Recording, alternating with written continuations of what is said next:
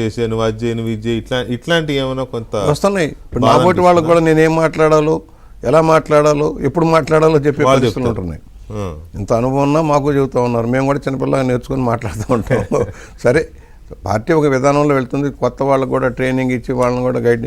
ఇప్పుడు ప్రభుత్వం ఎన్నో కార్యక్రమాలు చేస్తుంది, ప్రజల్లోకి తీసుకెళ్లాలన్న తపనలో పార్టీ పనిచేస్తుంది. పార్టీ గట్టిగా పనిచేస్తుంది, ఖర్చు పెడుతుంది కూడా.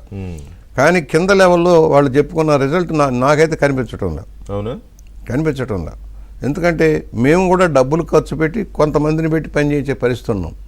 కొన్ని వేల మందిని మనం పోస్టులు ఇచ్చి బూత్ 50 మందికి ఒకళ్ళ 100 మందికి ఒకళ్ళ పెట్టామని మనం చెబుతున్నామే, కానీ వాళ్ళందరూ పని చేస్తున్నారు, పైన అనుకుంటున్నారు. కానీ కింద వాస్తవంగా జరిగేది భిన్నంగా ఉంది. Very clear. నేను ఓపెన్గానే మాట్లాడుతున్నా ఆ విషయంలో. సీనియర్ మెంబర్గా ఎంత ఖర్చు అవుతుంది, ఎందుకు పెట్టాల్సి వస్తుంది, ఎవరిని పెట్టి మనం పని కంప్లీట్ చేస్తున్నాం. పార్టీ రిజల్ట్ అడుగుతుంది, ఆ రిజల్ట్ ఇచ్చాడు, మనం ఏం చేయాల్సి వస్తుంది అనేది మా బోటి వాళ్ళకి తెలుస్తుంది.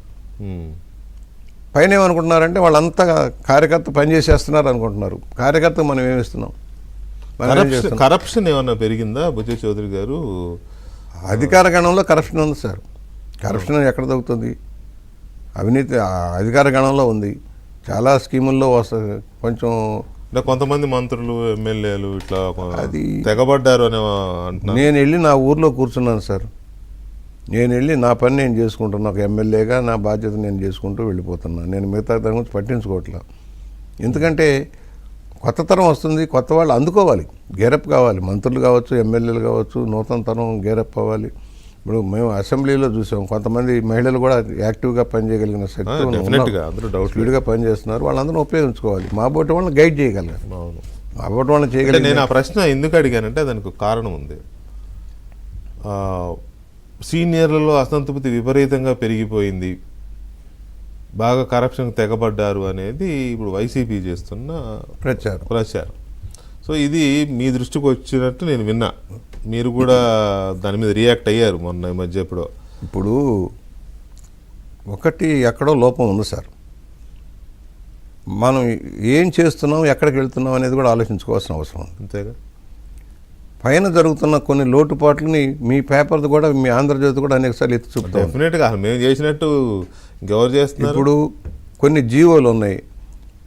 ముఖ్యమంత్రి గారు చెప్పిన తర్వాత కూడా జీవో బయటకు రాదు. ముఖ్యమంత్రి గారు నెల రోజుల్లో కంప్లీట్ చేయమన్న కమిటీ రిపోర్ట్లు 6 నెలలకు కూడా బయటకు రావు. రిజల్ట్ ఇప్పుడు రెవెన్యూలో బోల్డ్ మార్పులు రావాల్సిన అవసరం ఉంది, వివిధ శాఖల్లో మార్పులు రావాల్సిన అవసరం ఉంది. అవి సకాలంలో రావటంలా. అలాగే కొన్ని స్కీములు ఉన్నాయి.